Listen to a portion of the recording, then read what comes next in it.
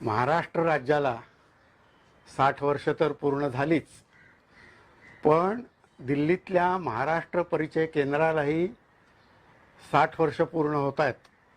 आणि त्या निमित्तानं ही सबंध महाराष्ट्राची ओळख भारतातल्या सर्वांनाच व्हावी, जगभर असलेल्या अनेकांना व्हावी, म्हणून ही व्याख्यानमालेतलं मी अनुभवलेलं महाराष्ट्राचे परिवर्तन या संदर्भात मी काही माझे विचार, माझे अनुभव, विचाराऐवजी अनुभव मी माझे व्यक्त करणार आहे.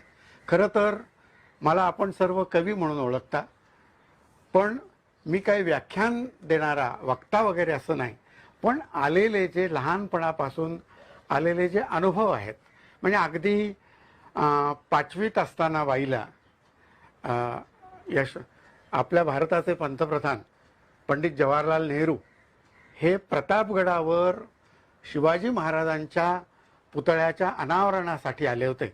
आणि त्यावेळेला संयुक्त महाराष्ट्राची चळवळही अत्यंत जोरात होती. तर त्याच्यासाठी आलेला मोर्चा मला आठवतोय, आणि तो मोर्चा वाईला अडवलेला होता.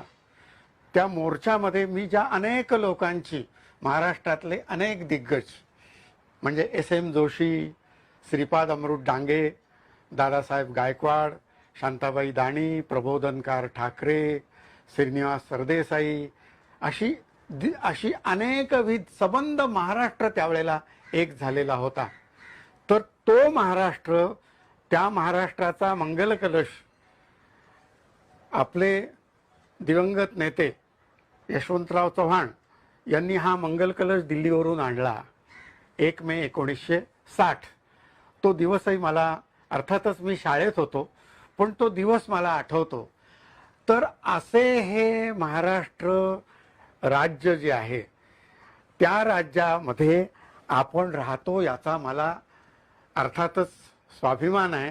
जसा छत्रपती शिवप्रभूंचा अभिमान आहे, सबंध संत मंडळींचा अभिमान आहे, तसा मला अभिमान स्वर्गीय यशवंतराव चव्हाणांबद्दलही आहे. एक तर याचं कारण असं की मी त्या सातारा जिल्ह्यात जन्माला आलेला, वाईच्या प्राज्ञपाठ शाळेमध्ये यशवंतरावजी जेव्हा केंद्रामध्ये मोठं पद त्यांनी भूषवलं, तेव्हा ते प्राज्ञपाठ शाळेमध्ये आलेले असताना त्यांना वाढण्याचा, तेव्हा आम्ही लहान शाळेमध्ये होतो, कॉलेजमध्ये होतो, तर त्यांना वाढण्याचा योग मला आलेला होता. तर असे हे यशवंतराव, त्यांनी आम्ही शाळेत असताना पहिल्यांदा 900 रुपये वार्षिक उत्पन्न आणि त्यानंतर ते वाढवत 1200 रुपये उत्पन्न ही सवलत जी जाहीर केली विद्यार्थ्यांसाठी मोफत शिक्षणाची, त्या मोफत शिक्षणामुळे आम्ही शाळेपासून ते अगदी, मी कॉमर्स विषयातला पदवीधर, मी बी.कॉम आहे, बी.कॉमपर्यंतचं माझं शिक्षण हे इकॉनॉमिकली बॅकवर्ड क्लास EBC, या EBCमुळं माझं शिक्षण झालं. तर मी त्या निमित्तानं माझ्यासारखे गावोगावी राहणारे जे अनेक त्या काळातले विद्यार्थी लोक आहेत, तर त्या सगळ्यांमधनं, सगळ्यांच्यातर्फे मी यशवंतरावांच्या चरणी मी कृतज्ञता व्यक्त करतो. आता हा जो आपला महाराष्ट्र आहे, तो महाराष्ट्र मी ज्या वाई गावात जन्मलो, किंवा नंतरच्या काळात मी ज्या मनमाडसारख्या ठिकाणी होतो, तिथनं 1964 साली मी मॅट्रिक झालो. आणि मॅट्रिक SSC झाल्यानंतर मला निव्वळ तिथे महाविद्यालय नसल्यामुळे मला सातारला छत्रपती शिवाजी कॉलेज, जे रयत शिक्षण संस्थेचं आपल्या कर्मवीर भाऊराव पाटलांच्या स्थापन केलेलं, तिथे मला शिकायला यावं लागलं. कुणाकडे तरी भावाकडे, आत्या भावाकडे राहायचं, मग ते घरच्यातलं थोडंसं काम करायचं, काही घरातली ही कामं करत करत असं आम्ही शिक्षण घेतलं. आणि त्यानंतर जो महाराष्ट्रामध्ये अनेक गावांमध्ये ही सगळी महाविद्यालयं तालुक्याच्या गावी तयार झाली. अन्यथा अनेकांना मुंबई पुण्याला कुठेतरी पेईंग गेस्ट, कुणाच्या तकडे घरात राहा किंवा वसतिगृहात असा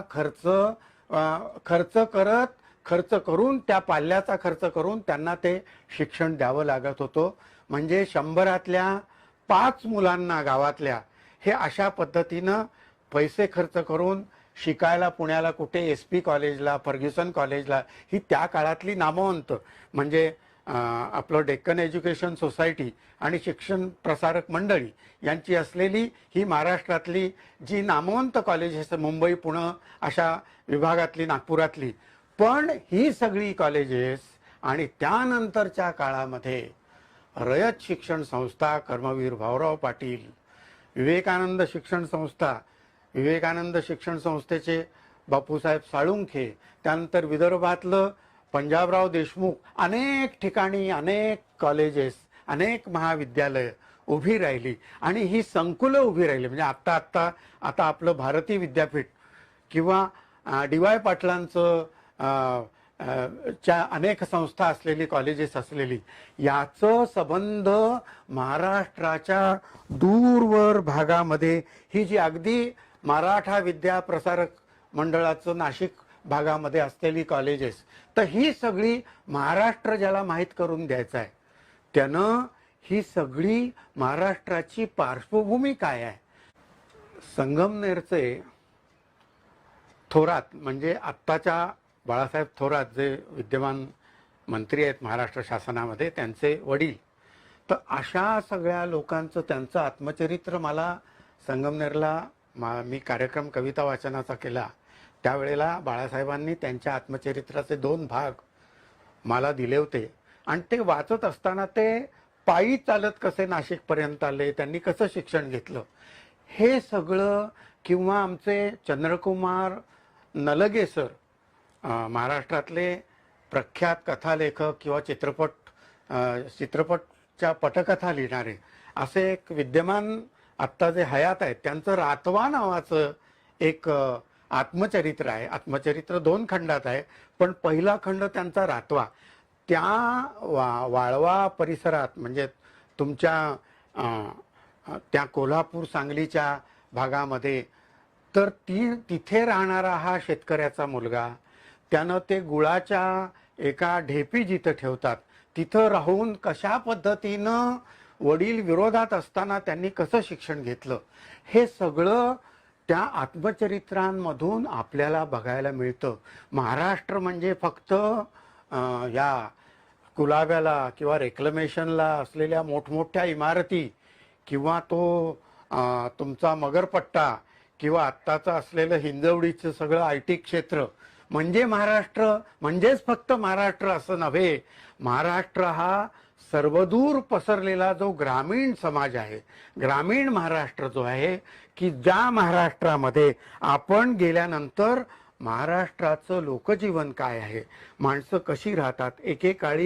एकेकाळी मी ज्या छत्रपती शिवाजी कॉलेजमध्ये होतो 1964-65 मध्ये, तिथे माझ्या वर्गातली मुलं प्री डिग्री कॉमर्सला ती सगळी कमवा आणि शिका, अर्निंग अँड लर्निंग असं त्यावेळेचं ते वातावरण होतं. आणि ती मुलं शेतातही काम करायची. त्या रयत शिक्षण संस्थेची काही जमीन होती तिथे, आणि सकाळी 9:30, 10, 11 वाजता त्यांचे डबे सगळे जवळच्या गावाकडनं त्यांचे जेवणाचे डबे एसटीनं यायचे.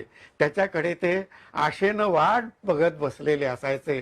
त्यांच्या चेहऱ्यावरची ती करुणा किंवा ती उत्कंठा मला आज साधारण 50-55 वर्षानंतर देखील दिसते. तर हा महाराष्ट्र, आणि त्यातनं ती माणसं, त्यातनं ती मुलं अनेक मोठ्या पदावर गेली. तुम्हाला सांगतो की जागतिक मराठी अकादमी नावाची एक संस्था आहे. आमचे रामदास फुटाणे कविवर्य, वात्रटिकाकार, की जे पूर्वी विधान परिषदेचे सदस्यही होते, ते ही संबंध जागतिक मराठी अकादमी चालवतात. आणि आदरणीय शरद पवार साहेब हे त्याचे अध्यक्ष आहेत अनेक वर्ष. जगात पोचलेला जो मराठी माणूस आहे, त्या जगात पोचलेल्या मराठी माणसाला इथे बोलवून जानेवारीच्या पहिल्या आठवड्यामध्ये विविध कॉलेजांमध्ये, विविध महाविद्यालयात, मग ती नागपूर विद्यापीठातली असोत किंवा ती पुण्यातली असोत, अशा वेगवेगळ्या गावी दरवर्षी, किंवा अमरावती असो, अशा ठिकाणी या जगातल्या जो मराठी माणूस जो अमेरिकेमध्ये कुठेतरी मोठे कारखाने किंवा मोठं स्वतःची यंत्रणा असा उद्योग उभा करून ज्यांनी जी विजयाचा अशी ध्वजा फडकवलेली आहे, अशा माणसांना इथे महाराष्ट्रामध्ये बोलवून त्या विद्यार्थ्यांसमोर एक नवीन काहीतरी क्षितिज, नवीन काहीतरी त्यांच्यामध्ये ऊर्जा निर्माण करण्याचं काम गेली अनेक वर्ष चालू आहे. हे जे असं महत्त्वाचं काम करत असताना ती जी मुलं आहेत, मी जेव्हा संबंध कविता वाचनाच्या निमित्तानं जवळजवळ अमेरिकेतली अनेक छोटी छोटी गावं किंवा त्यांचं बृहन महाराष्ट्र मंडळ, त्यांचं जे 2 वर्षांनी असलेलं जे संमेलन होतं, किंवा इंग्लंडसारख्या देशात, ब्रिटनमध्ये अनेक ठिकाणी, मग ते मँचेस्टर असो, न्यू कॅसल असो, प्रिस्टन असो, की लंडनचं महाराष्ट्र मंडळ, किंवा साऊथ ईस्ट एशियामधली अनेक जी छोटी मोठी, तर तिथेही मराठी मुलं महाराष्ट्र मंडळाच्या नावाखाली ही आपली गावोगावची, एक काळ असा होता बंधूंनो की एका विशिष्ट स्तरातली, विशिष्ट समाजातल्या वरच्या घटकातली, वरच्या स्तरातली माणसंच 60 ते 70, 50, 60, 70 या दशकापर्यंत परदेशात किंवा मोठमोठ्या याच्यामध्ये जात होती. पण 60-70च्या दशकानंतर तळागाळातले, समाजाच्या विविध स्तरातले अनेक विविध आडनावांचे, विविध जातींचे असे सगळे लोक तुम्हाला जगभर सगळीकडे भेटतात. तेव्हा मला माझी छाती अभिमानानं भरून येते. अरे हेच आप्पासाहेब पवारांना किंवा कर्मवीर भाऊराव पाटलांना, बापूसाहेब साळुंख्यांना किंवा पंजाबराव देशमुखांना किंवा मराठवाड्यातल्या एखाद्या मोठ्या शिक्षण तज्ज्ञाला हेच अभिप्रेत होतं की आपला हा मुलगा जगभर कुठेतरी मराठीची ध्वजा घेऊन तिथे त्यानं काहीतरी आपलं मराठीचं सगळं नाव फडकवलं पाहिजे. तर ही माणसं मला जगभर अशी भेटत असतात. कवी संमेलनं जर नुसती मुंबई पुण्यापुरतीच राहिली असती तर हा विविध महाराष्ट्र मला कळला नसता. पण मित्र हो, इस्लामपूरला गेल्यानंतर तिथं आपले आत्ताचे विद्यमान मंत्री जयंतराव पाटील त्यांची विविध शिक्षण संस्था आहेत, तिथे अनेकदा मग कन्या महाविद्यालय वगैरे. पण त्या दिवशी तिथे कार्यक्रम झाल्यानंतर दुसऱ्या दिवशी आसपासचा परिसर ते हिंडून दाखवतात. तर राजाराम बापू पाटलांनी स्थापन केलेला कारखाना, तिथली सगळी महाविद्यालय आणि जयंत होजियरी अशी एक इंडस्ट्री असलेली त्या साधारण कारखान्यामध्ये त्यांनी मला घेऊन कापडाच्या होजियरीच्या कारखान्यात मला फॅक्टरीमध्ये घेऊन गेल्यानंतर आपले जे दिलीप तात्या पाटील म्हणून महाराष्ट्र वस्त्रोद्योग मंडळाचे ते अध्यक्ष होते, ते तिथले चेअरमन असलेले, त्यांनी मला दाखवलं आसपासच्या परिसरातल्या 200 मुली किंवा महिला तळागाळातल्या, तिथे कुठेतरी त्या लहान मुलींची फ्रॉक म्हणा किंवा हातमोजे, त्याचे अंगठा किंवा असे विविध जे शिवणकामाचं जे 200 मशीन्स तिथं होती आणि त्या संकुलामध्ये साधारण 500-600 महिला तिथे काम करत असतात. आणि मी त्या तिथल्या त्या कापडावरचं लेबल बघितलं. ते लेबल इटालियन होतं.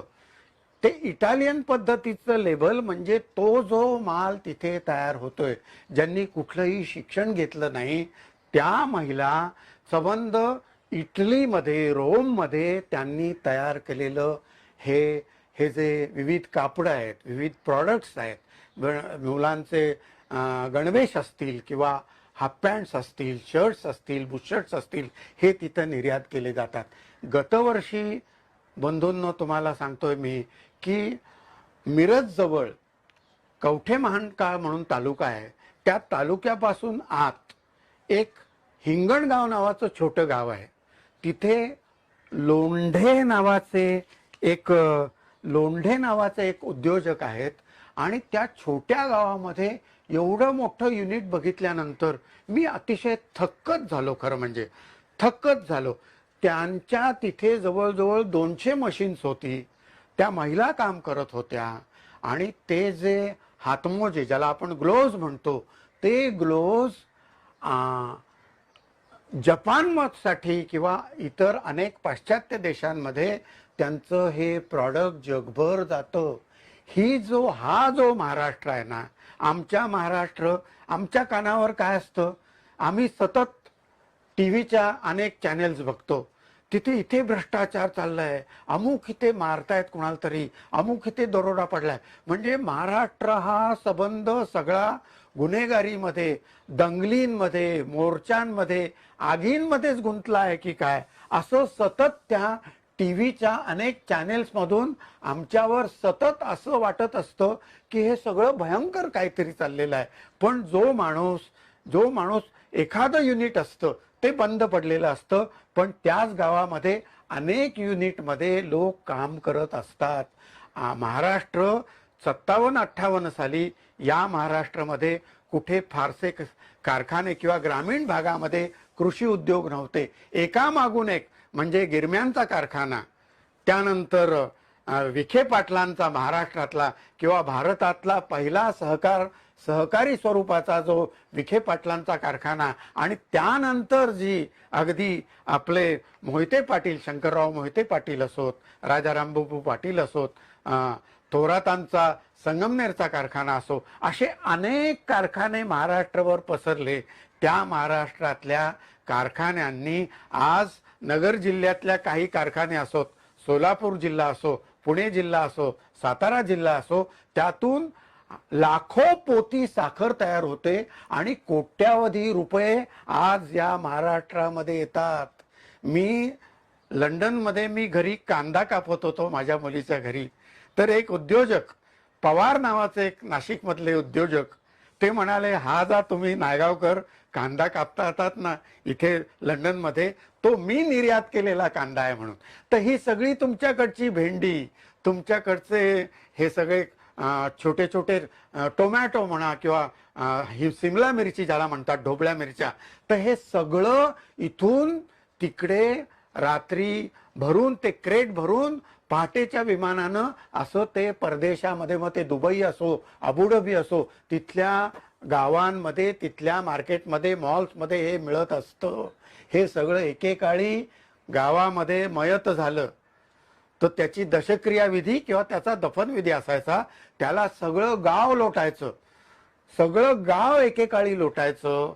आज जर दशक्रिया विधी असेल, काही असेल, तर घरातल्या फक्त एकाच माणसाला, हे मला नारायणगाव किंवा ओतूर या परिसरातल्या एका शेतकरी माणसानं सांगितलं, एकेकाळी आमचं सगळं गाव बंद पडायचं, आज फक्त एकाच माणसाला आम्ही त्या दशक्रिया किंवा अंत्यसंस्कार विधीसाठी पाठवतो आणि बाकी सगळे आम्ही लोक कुठेतरी टोमॅटो त्या क्रेटमध्ये भरण्यात, कुठेतरी भेंडी खुडण्यात, मिरच्या हे करण्यात, आणि हे सगळं टेम्पोमधून वाशीच्या बाजाराला पाठवण्यासाठी आम्ही व्यस्त असतो. हा बदललेला महाराष्ट्र आहे. माझ्या मते तुम्हाला सांगतो की ही जी सगळी पारोशाने नदी म्हणाली, किती दिसात ग नाले नाही, असा एक दुष्काळाचा किंवा हांडे संबंध लाईनी लागलेले आहेत, असा एक काळ महाराष्ट्रात होता.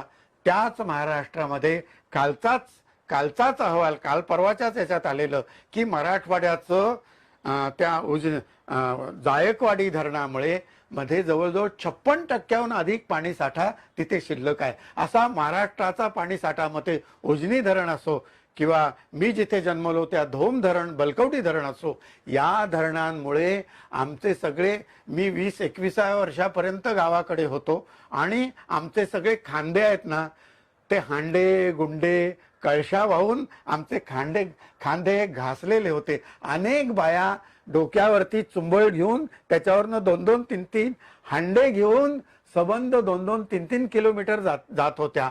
आजच्या महाराष्ट्रामध्ये अनेक गावांमध्ये भले कधी 2-3 दिवसांनी पाणी येत असेल, काही ठिकाणी 3-4 दिवसांनी पाणी येत असेल. मुंबई पुण्यामध्ये रोज सकाळ संध्याकाळ पाणी येतं. मुंबई पुणेवाले खूप हे सगळे खूप सुखी लोक आहेत, पण त्याच्या आतल्या महाराष्ट्रामध्ये कदाचित 2 दिवसांनी 3 दिवसांनी या नळाने पाणी पुरवठा होत असतो. तर हे जी धरणं निर्माण झाली, म्हणजे मला वाटतंय की शतायुषी झालेले BJ खताळ त्यांच्या मंत्रिपदाच्या कारकिर्दीत अनेक धरणांची कामं झाली.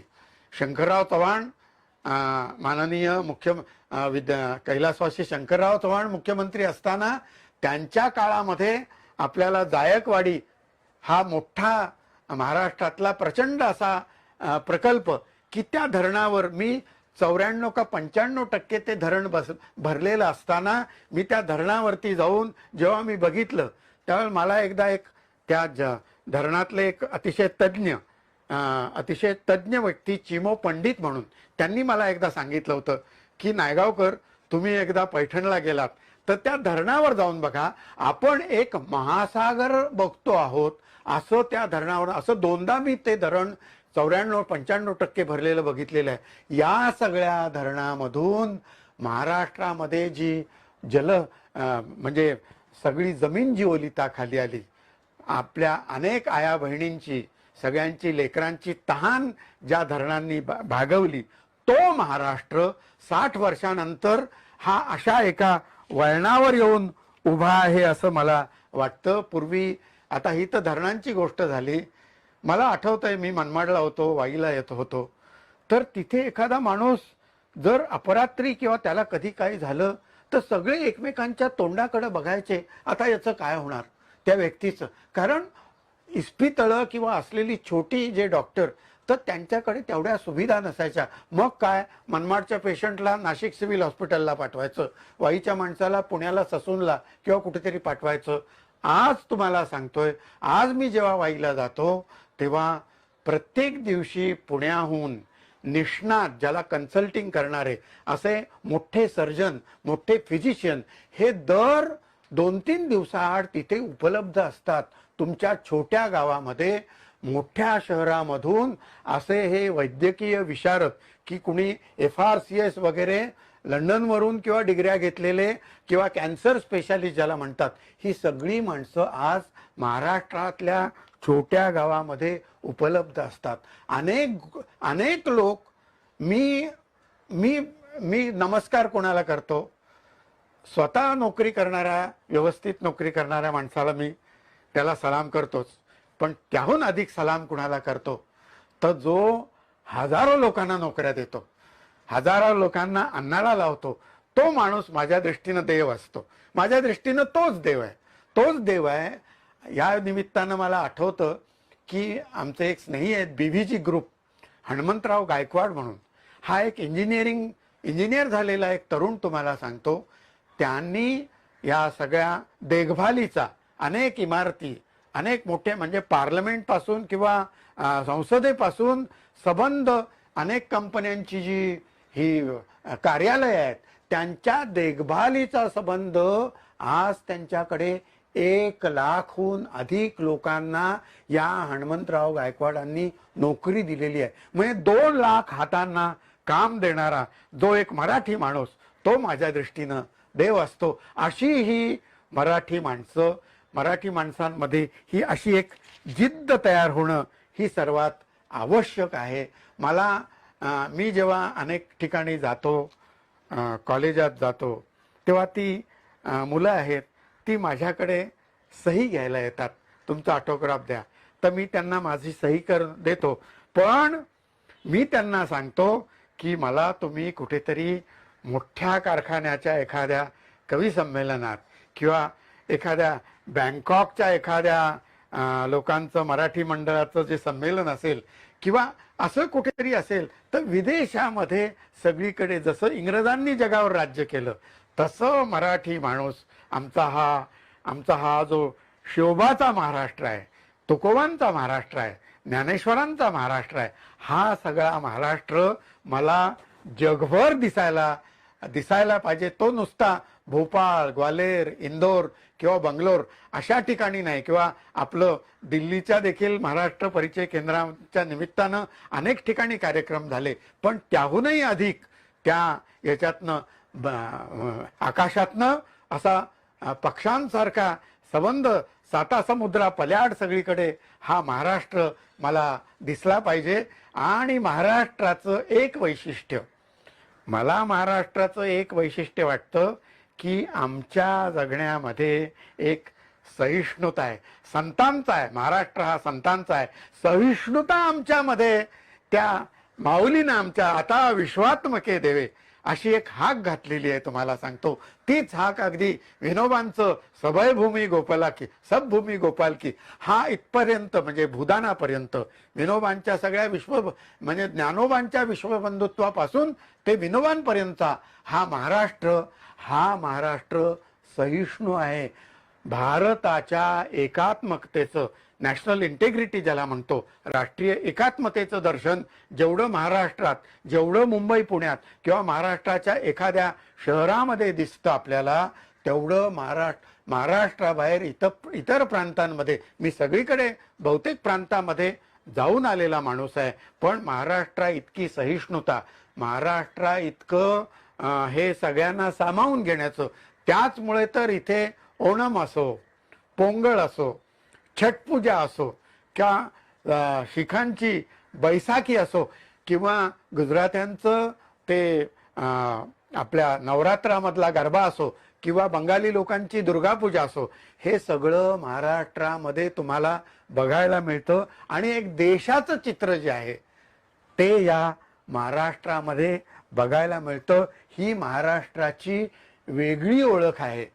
क्वचित कुठेतरी त्याला काही वेळेला गालबोट लागतं, नाही असं नाही, किरकोळ गोष्टी असतात, पण महाराष्ट्राचा मुख्य स्वभाव, मुख्य जी त्याचा कणा आहे तो राष्ट्रीय एकात्मतेचाच राहिलेला आहे, तुम्हाला सांगतो. आणि त्यानिमित्तानं या माझ्या व्याख्यानाची, माझे जे व्याख्यान म्हणण्यापेक्षा मी काही वक्ता नाही, पण मी जे विचार या हीरक महोत्सवाच्या दृष्टीनं मी मांडले आपल्यासमोर, त्याची शेवट एक कवी म्हणून एका राष्ट्रीय एकात्मतेला स्पर्श करणाऱ्या एका कवितेनं मी करतो. बघा हा, जिथे सूर्य सर्वांच्या आधी उठतो त्या ईशान्येला माझी नजर पोहोचते, बांगलादेशला वळसा घालून थांबते, मणिपूर त्रिपुरात माझ्या मनाचा घोडा पोलोचा चेंडू ढकलत नेतो आणि पूर्व दिशेचा चेहरा मंगोल असल्याचे कळते.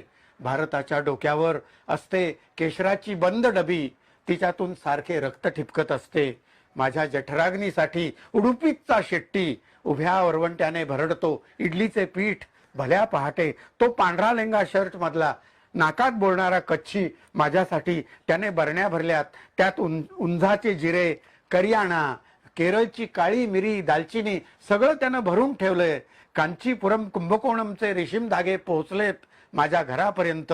कोइंबत्तूर लोणी कडतय चुलीवर, घराला लोणकडा वास येतोय. सापडा सापडा म्हणत ऑफिसातले तमिळी लगबगीने उठतायत, तेव्हा उगीच आपल्याविषयी काही बोलतात की काय अशी शंका वाटते. अरे पण ते जेवणाचे डबे उचलून हाती घेतल्यावर आपला जीव कसा भांड्यात पडलाय. धोत्रावर भाताचा ढीक पसरून मटक्यातील लाल पाण्यास बरोबर कामारेड्डी निजामाबादचे अण्णा ढकलतायत भूक पोटात. माझ्या डोक्यावर घट्ट लोखंडी विणीची स्लॅब भरतायत. राम हरख राम आधार तोलतोय नाशिक कोबीचा गड्डा. कोण असेल त्याचं पिलीभीतला, कशी असेल मुघलसराई. सुलेमानच्या एका डोळ्यावर मोतीबिंदूचा कापूस चिकटवलाय. सुलेमानच्या एका डोळ्यावर मोतीबिंदूचा कापूस चिकटवलाय आणि दुसऱ्या डोळ्याने मला सांगतोय, ये दशेरी मलिहाबाद का है, ले जाओ साहब बच्चों के लिए, अब अगले साल ही मिलेगा. गुडघ्यापर्यंत धोतर खोवून कानात भिगबाळी घातलेला डुंगरपूरचा भट भरतोय चहाचा कप माझ्यापर्यंत. वाफा येत आहेत. हम रस्त्यावर वळलीत चाके ट्रकची. चिखलातून चौपाईवर करडा सरदार तोडतोय रोटी. 2 हातांनी या शांत मेणबत्त्या निघाल्यात चर्चकडे आणि 9 नंबर फलाटावर ते बोचकं घेऊन बसलेली बाया माणसे भाकरी बरोबर चवीने खातायत मेथीची काडी एकाग्र होऊन. सचिन आया रे म्हणत सर्वांची बॅट फिरते हवेत.